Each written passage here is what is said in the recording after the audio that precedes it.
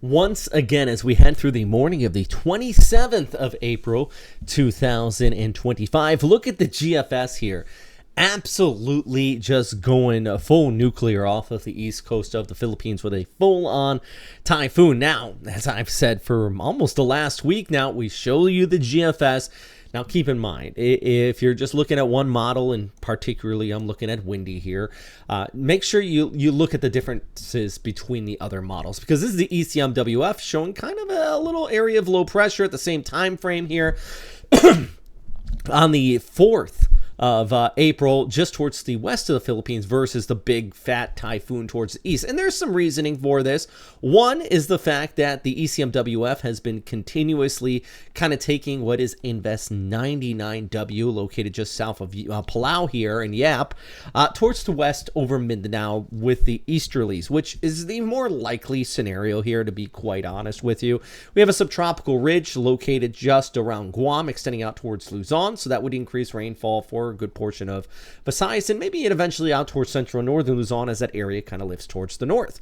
The GFS, on the other hand, really wants to break down that subtropical ridge and lift this off towards north, staying over those warm, just energy-fueled waters off of the east coast of the Philippines, and thus allowing for our area to strengthen. This is the ECMWF ensemble. Actually, the latest ECMWF ensemble kind of is now, for the first time, here by the 2nd and the 3rd, showing some of the run, popping some circles on the east coast, most of them still on the west coast, but that is interesting. It's the first time I've seen that. So the point with that, though, is if it does lean a little bit further towards the east, it's going to start to line up with what the GFS is showing, like right in here, kind of indicating, this gaining a little bit more intensity and a big rainmaker up and down the Philippines. And, even if this does stay off towards the east, and this is looking way ahead in the hypotheticals and everything, this definitely would churn on the southwest monsoon. And what I mean by that is if you get a storm system north and east of Luzon, it really, let's go back to the GFS here, and you can probably see it better. Let's go to the wind flow, because what happens often, let's go out to the 5th, 6th, 7th, is you see a storm system towards the north and east of Luzon. It sets up these rivers of moisture that would look kind of like this, like that. And that would just pump in moisture across the Philippines. We've seen that last year, the year before that. Anytime we get this, it's almost the Habaga, actually. It's an enhanced monsoonal river of moisture type setup. The point is, there is a variety here. And if we go over to our satellite imagery, there is really still not a lot of organization in this area. It's right here. We're also watching this area convection behind it. They're both kind of merge up here and then start to kind of lift towards the north, which, by the way, some of this moisture already is here on the 27th impacting parts of Luzon. And what I mean by that, we actually can take a look at this. This is from Pagasa saying, not Luzon, pardon me, Mindanao. They do have the flood advisory in place for Mindanao because of those rain showers coming in with the intertropical convergence zone. But yeah, that's really just part of the easterlies. Yeah, that's area down towards the south. Not terribly organized at this point. But, we're starting to see a lot more convection. The ECMWF, you can see right here. Here's our convection. Can see where my mouse is right there.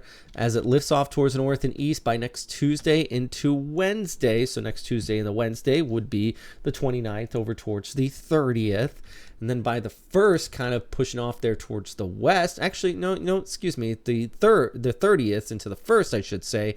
See our low-level center right here off the east coast of Mindanao, right over Siargao, almost as a tropical depression at that point, increasing showers by Friday. So we're talking the 2nd right in there, and then eventually kicking off towards the Sulu Sea and over towards Palawan, moving out towards the west coast of the Philippines. So just like that per the ECMWF, but the GFS keeps it more like this. The point is, we have a couple different models, the ensembles, all of that good stuff that's coming together and really does want to develop here. I've seen a lot of people saying, fake news, there's nothing there right now.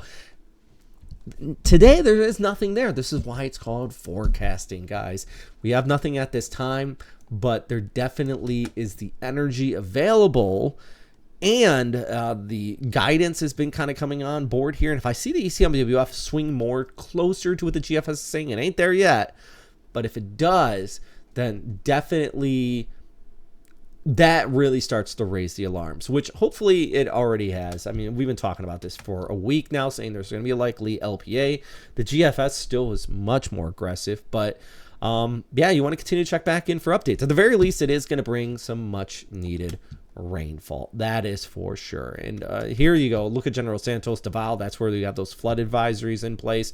Once we get north of that, it does dry out pretty significantly for Legazpi, Tacloban, and then we head over towards like Palawan, 32 degrees there for you, with that chance of some rainfall with the easterlies. Then back towards the north, it dries out for a good portion of Luzon. But of course, you know, we're watching this. It's there's some stuff to keep an eye on out here, and of course, I'm going to do my best to keep you posted here at Western Pacific Weather. So as always, if you have any questions or anything like that, please let me know in the comment box down below. If you're new to the channel, hit that subscribe button, or if you've been here for a while and you just haven't hit that subscribe button, it just pops up in your feed, which is great, but just hit that subscribe button. It does me a favor. It helps out, get the channel shared out more, and we get up to 100,000 subscribers. I promise I'll never ask again. That's a silly thing to say, but for real, it's a true story.